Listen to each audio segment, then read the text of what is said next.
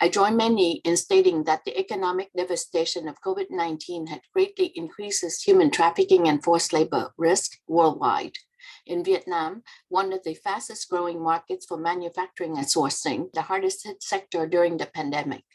Many workers are facing desperation because of reduced hours, lost jobs, shrinking income, and dwindling savings.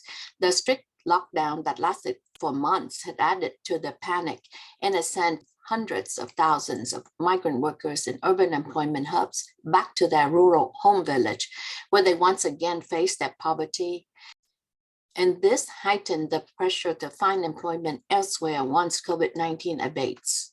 Unfortunately, the proliferation of fake news and lack of access to employment information had made disadvantaged job seekers even more vulnerable to false offers.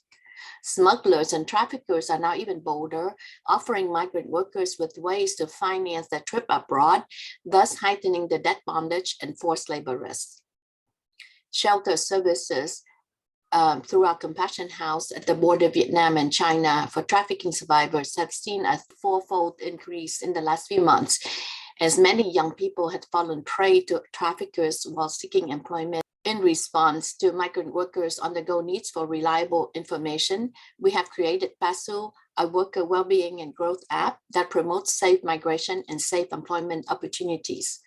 Some of our most recent campaigns include a podcast series on safe migration and trafficking risk, a virtual fair for migrant workers addressing mental health and job search needs.